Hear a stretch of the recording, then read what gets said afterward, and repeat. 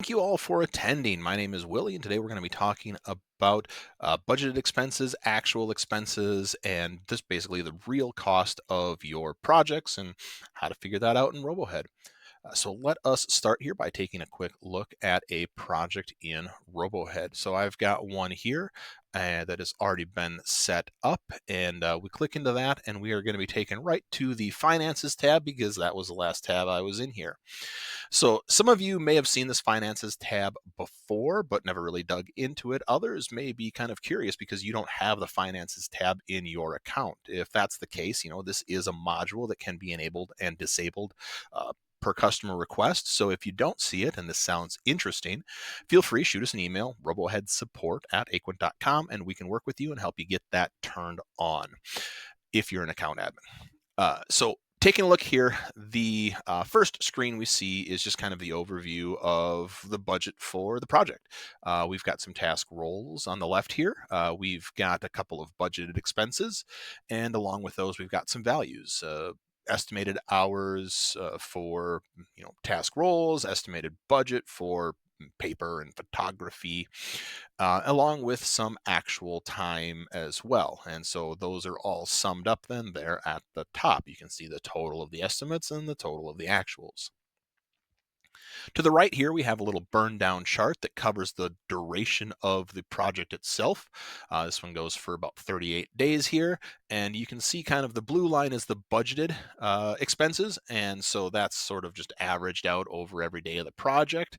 And then the green line are the actual expenses. These are going down on the days that are listed, either days when people put in actual hours or days when actual expenses were counted as invoiced or entered or whatnot. Um, but where do we get these numbers from? So these are great. These are some numbers. These provide us some information, but where are they coming from?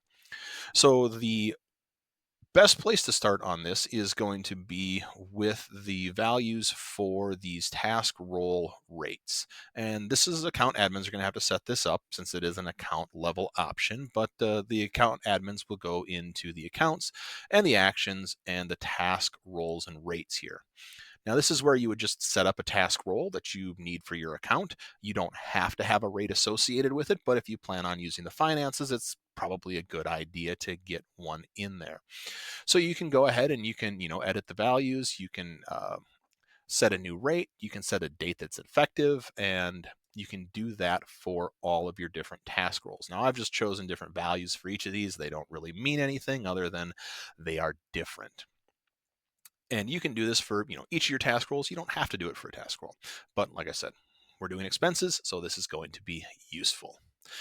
Um, and these are going to be used both for estimating budgeted labor and actual labor costs. So for budgeted labor, they will take this task role rate and they will multiply it by the estimated hours on a task. For actual expenses, they will take this task role rate and they will multiply it by the hours that a user has actually entered into their time slip.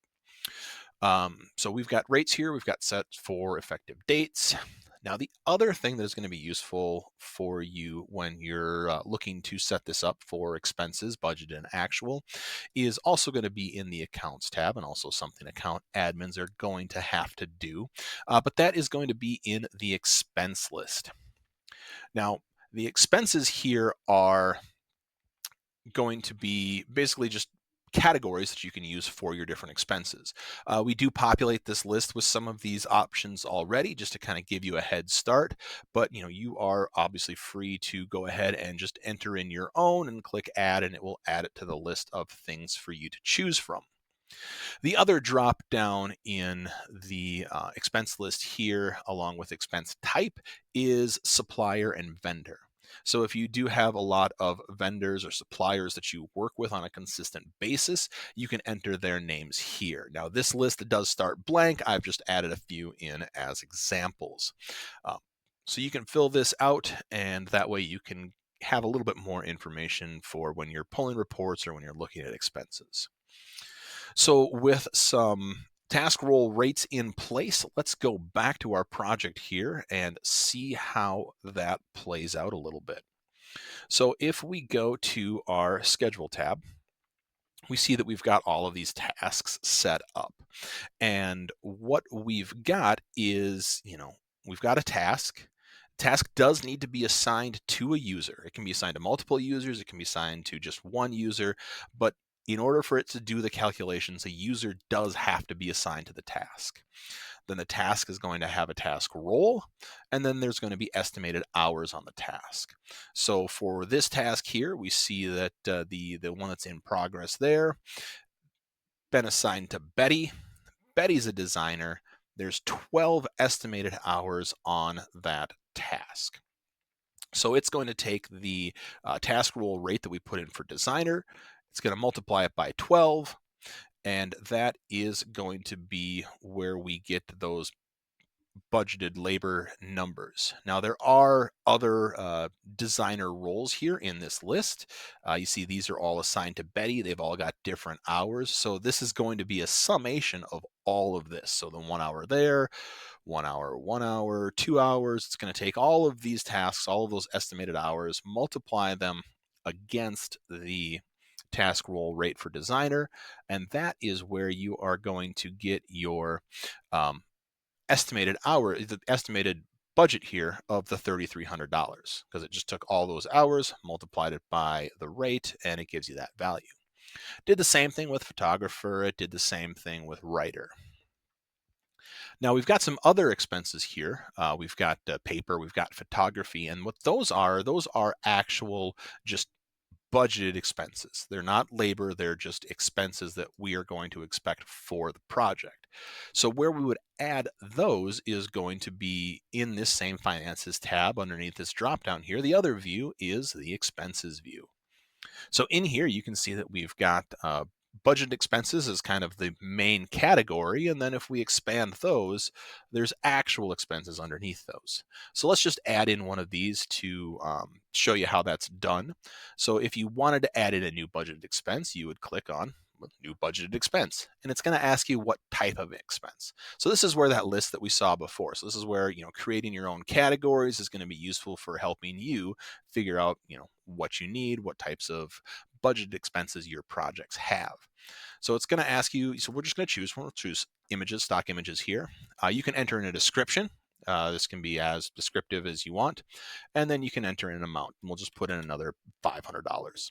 So we go ahead and we click save, and you can see that that adds to the line here, budget expense, stock images, $500. That is going to show up here in the financial summary. Since there's no actual expenses, it's just going to list it as other for now, but that showed up right in there.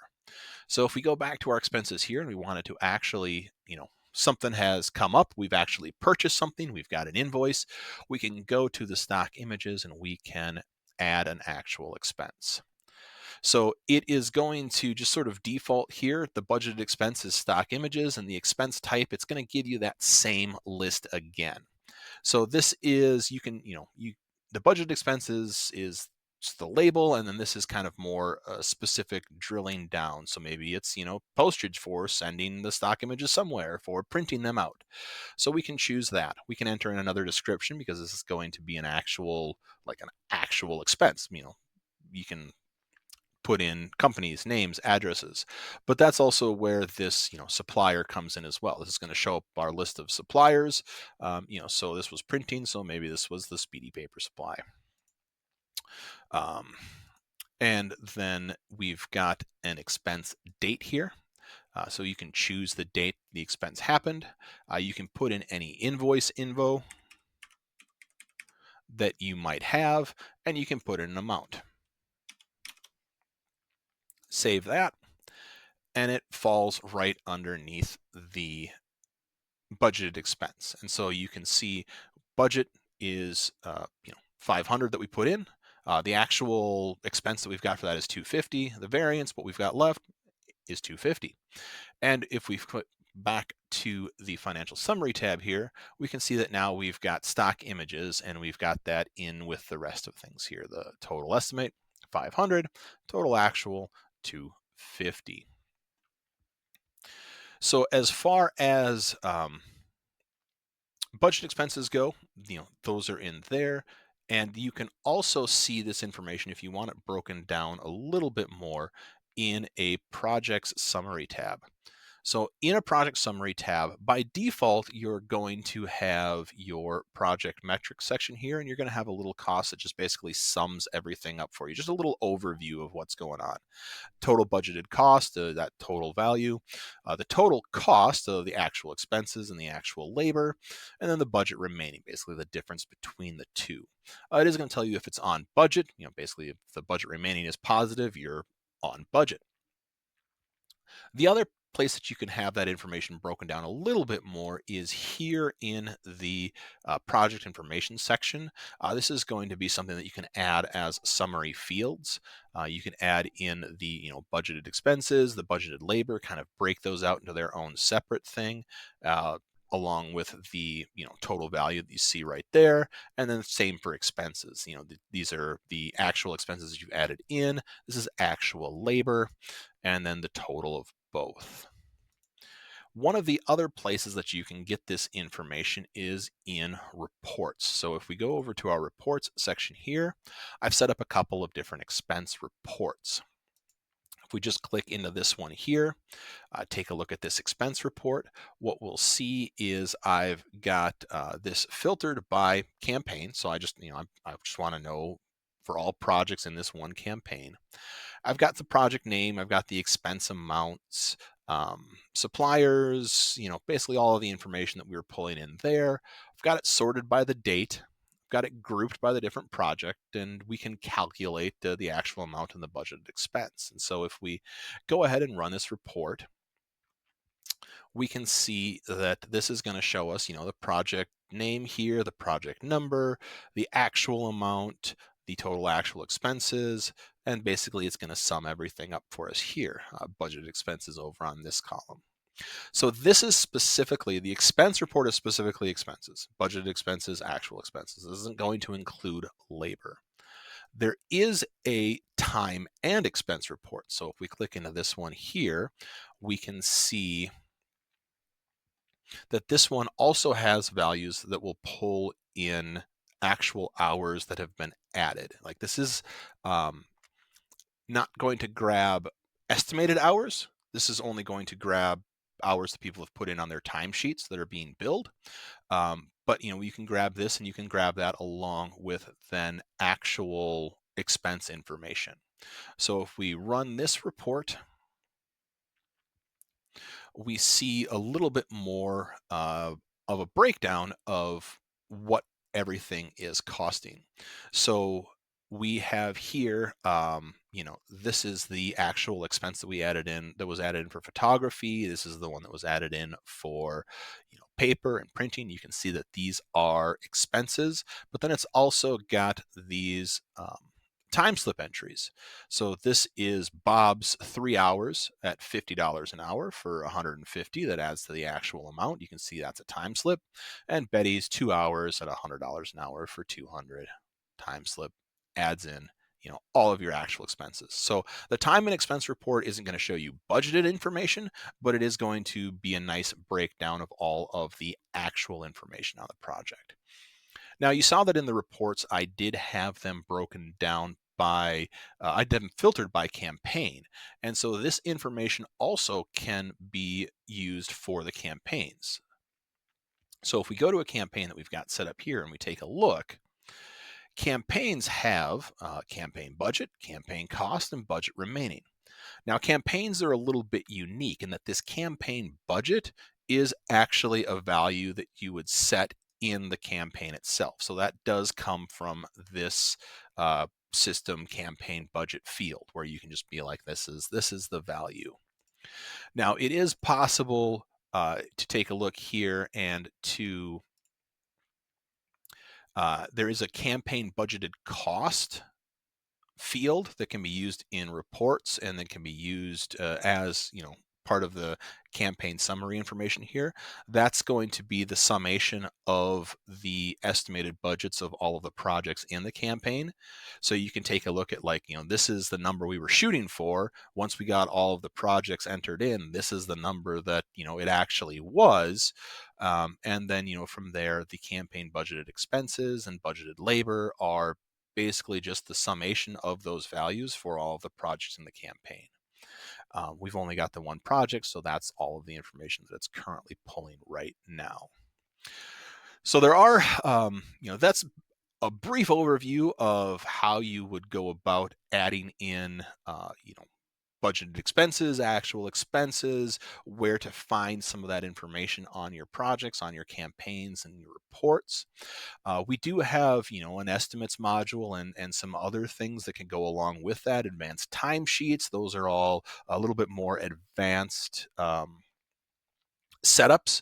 But if you're interested in those as well, you can also contact us at roboheadsupport@aquent.com. We can go over the details of those if that's something that you're interested in. Thank you very much for taking the time to listen to my little talk here. I hope you have a good day. Bye.